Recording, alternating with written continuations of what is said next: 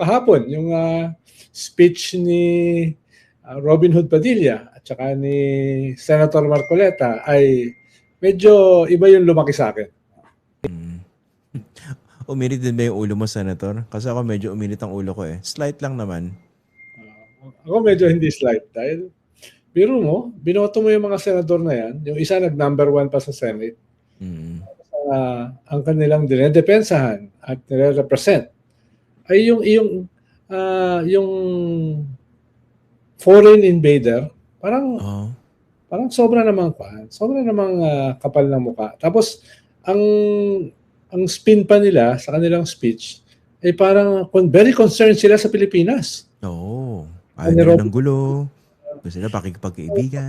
Ang ating presidente, pag ininsulto ang ating pinuno, ay talagang magagalit siya. Ako, nasa opposition ako. Di ba sabi niya? Diba? Sa po Senator Amy, kung gawin nila sa Pangulo yan, ako, miski nasa opposition ako, talaga maninindigan ako. Believe ka, di ba? Believe ka. Nakakabilib, no? Until I realize, parang ginagago ako nito, no? Hindi pa na ako katalinuhan, pero alam ko naman kung ginagago ako. Anong banda mo na-realize yun? Anong bahagi? No? Nung bumuka yung bibig?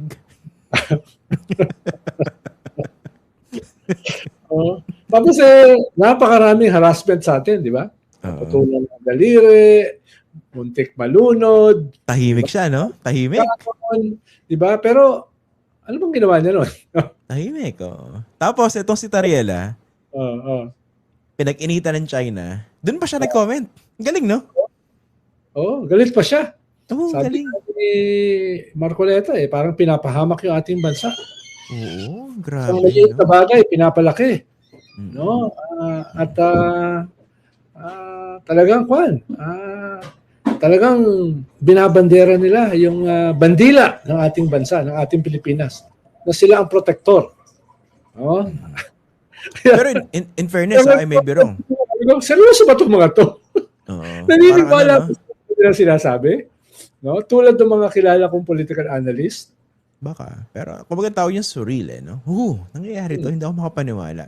Pero look at the bright side, Senator. No? Baka naman mali ako. Correct me if I'm wrong. At least hindi pa naman bumabanat itong mga Duterte. Laban dun sa talagang kabanat-banat. Sino yon? Si Commodore J. Tariela. Di ba? Binanatan mo nila? Binabalata. Hindi, ng mga Duterte, wala pa bang statement si VP Sara Duterte condemning J. Tariela? Yung mga trolls nila. Ganun ba? No? Yung mga talking heads nila, sasalita na.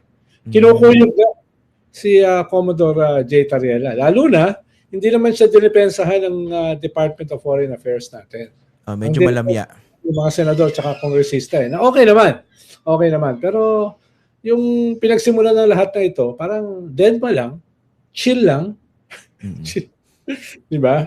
Ako, hindi ko may inaasahan. Depensahan ako. Sino ba naman ako? Nobody nga ako eh. Ako. I've been defending you, Senator. Di ba? Diba? Pero hindi ka naman DFA. So, okay lang yun. No? Chill lang tayo. Tanggapin mo na, Senator. Diba? Frontliner natin, spokesperson, hindi lamang ng Coast Guard, kundi ng Task Force, West Philippine Sea. No? Parang wala man lang nihon ha? Yung ating DFA. Ano naman ay pangatawanan nila. Bakit siya ang pinag-iinitan nila Robin Hood Padilla? Diba? Tapos... dati na yung kaaway ni Marcoleta, di ba? Nagkahamunan na yan sa Congress. Nung congressman si Marcoleta. Hindi makalimutan. Ito ba yung sa yung sa... Wycom yata yan o ano?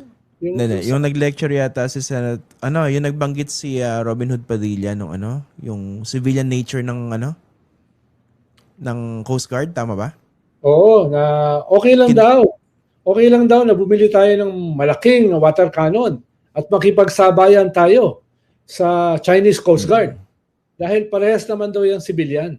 Parehas naman daw yung mga gwardiya ng baybaying dagat. No, hindi naman daw yung gray ships. And ang Chinese Coast Guard ay under ng Chinese Navy. Ang Philippine Coast Guard ay hindi under ng Philippine Navy dahil siya ay civilian. No? Parang kailangan man lang, stop man lang ni Robin Hood Padilla, binrief siya. Yung kaibahan ng Coast Guard ng Pilipinas at yung Coast Guard ng China. Yung Coast Guard ng China ay bahagi ng military ng China. Bahagi ng People's Liberation Army. Ang Coast Guard natin ay hindi. Civilian ang ating Coast Guard. No? Kaya kung magle-lecture siya sa difference ng white ships at saka gray ships, medyo ayus-ayusin niya para kwan. Tapos yung sinasabi ng kwan, yung sinasabi ni Marcoleta, di ba, na bakit China lang inaaway natin? Eh, ang daming claimants dyan. Parang he totally missed the point. No? Yung China lang ang merong 9, 10, 11 dash line. Anong ibig sabihin ng 9, 10, 11 dash line? Kine-claim yung buong South China Sea. Ha? Hindi lang yung Spratlys, no? Hindi lang yung West Philippine Sea, yung buong South China Sea. Ikalawa, water cannon ba tayo ng Malaysia, ng Indonesia, ng Vietnam? Pinuputulan ba ng daliri yung ating mga Navy? No? Pinapalubog ba yung mga bangka ng ating mga mangingisda? Hindi naman. Nag-uusap lang, paminsan-minsan. Pero walang ganong klaseng aggression. At walang ganong klaseng artificial islands na itinatayo sa ating teritoryo. Parang na-miss ni Commodore Marcoleta. No? Na-miss niya yung elephant in the room. Oh, pero ganyan magsalita ang China eh. Ba't kami lang ang sinisisi nyo? Eh may ibang claimants. Uy, grabe naman, Senator. Teka lang, Senator, I need to stop you there.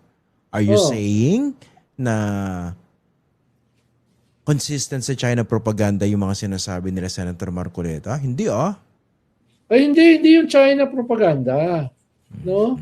Hindi yung China propaganda. Kwan yun. Talagang pinaniniwalaan nila yun. Oo. Tsaka pili ko. Talagang yun. Hindi propaganda yun. No? Yung propaganda kasi, alam mo, yung mga Chinese magaling sa propaganda yan eh. Pero hindi sila naniniwala sa sarili nilang propaganda. Ito sila Marcoleta, tsaka sila Robin Hood Padilla, naniniwala sa sinasabi nila.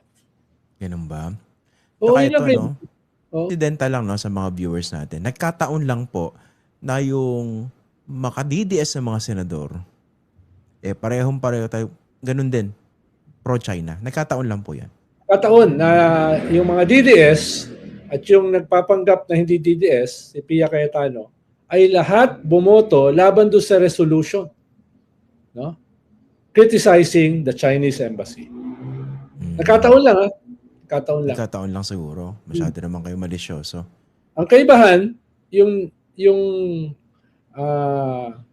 kapatid ni Alan Peter Cayetano na nilagay niya sa mayorya, dito, pumunta sa minority.